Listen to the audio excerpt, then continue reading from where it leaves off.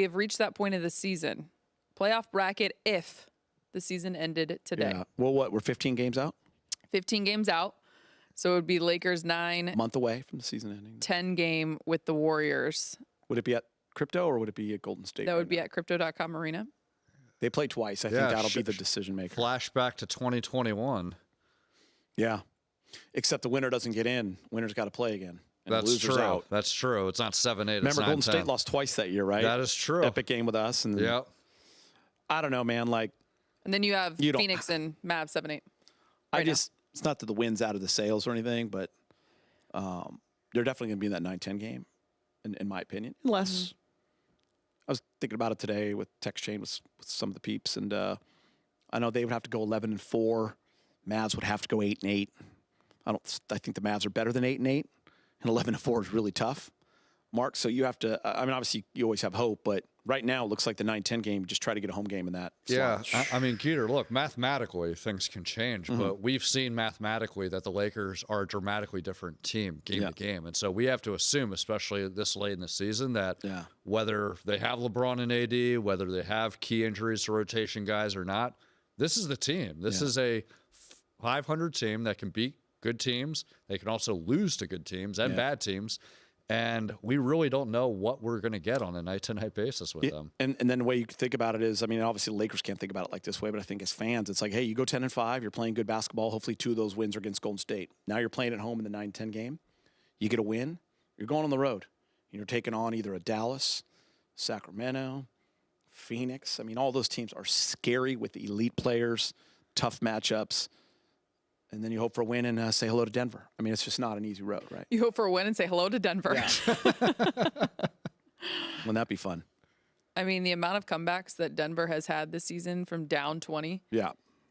I mean, you could look at that 2 ways. By the way, I know it's not a Denver podcast, but having said that, just the fits that they've given the entire league, and a lot of people have said just how good they are. But to be down as many as 20 as they've been the amount of times they have this season, do you look at it that way, or just simply their ability to turn the switch and just how good they really are? I think it goes 2 ways, Mark. I think, like, number one, when you become a champion, you have that switch ability. Last year, they were full throttle the whole way, and that's how it is when teams are forming a dynasty or teams are going for their first championship run. You think of Kobe and Shaq in 2000. They ran away with the Western Conference. They were the best team in the league by far, full throttle the whole way. The rest of the time, they were not. They knew when to turn it up, and that drove fans crazy. But that was just the reality. Same thing with Kobe and Powell's team. You saw it with Boston in 2008. You saw it with the Warriors when the Steph and Clay dynasty first happened. Best team in the league all the way through. Denver did that last year. This year, they don't have to. They know what it takes. They have the belief in how to do it, and they actually have performed it. They also have the best starting 5 in the NBA, and that's just fact. So they have this ability to, and they have that over everybody because everyone knows they're top dog. So they go into every game with a mental edge on you. Yeah. Because everyone knows they're the best team. And Gator, you outlined it all pretty perfectly, but just to build off of a few points, the other things that they have that account for those comebacks, they got the resilient mindset. You know, they don't get rattled from top to bottom. They have the continuity. They lost some key pieces in, free agency departures last season, Bruce Brown, Ish Smith, et cetera. But they have Nikola Jokic. They have Jamal Murray. They have most of their core back, when you add Michael Porter Jr. and Aaron Gordon. And they just have that familiarity. They know what the roles are going to be in crunch time. And it also helps that Nikola Jokic is the best player in the NBA. They're 10-1 since the All-Star break. And I don't want to harp too much on, obviously, the loss to the Kings last night.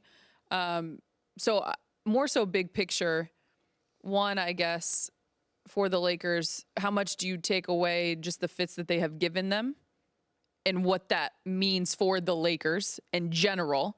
Is that a reflection of who this team is, or no, is that just the matchup situation? But then also you talk about Denver and the starting 5 that they have. Is there concern? Obviously, you imagine possibly some help on the way, whether it be Jared Vanderbilt, whether it be Gabe Vincent, how much you're going to get from Gabe, who knows? But the disparity between the starters for the Lakers, who have been pretty darn good for the majority, and the lack of bench depth at times that they have. Are you talking Kings or are you talking Denver? Lakers.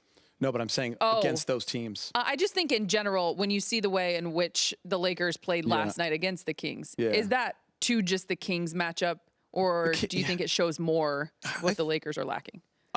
I think it's twofold. I think like it's really tough to survive a night when LeBron is not feeling well and he's off. AD, I mean, they all ended up with some numbers, but AD gets outplayed by Sabonis, and D'Lo had 1 point for most of the game. So those are your three main guys. You can survive with one of them, maybe two of them, but it's really tough on a night on the road when the Kings are clicking to survive with all three having a bad game. I also think it is a tough matchup. I think Vando and Gabe Vincent would actually really help in that particular matchup. And I say that because where the Kings get the Lakers, their guards are able to get wherever they want. We try. AR's doing his best. D'Lo's doing his best. But it's a tough matchup with Malik and with Fox because they can get to their spots. The way they run through Sabonis at the high post too, the dribble handoff, and they have shooters around them. So that is just a tough matchup for the Lakers, no matter what.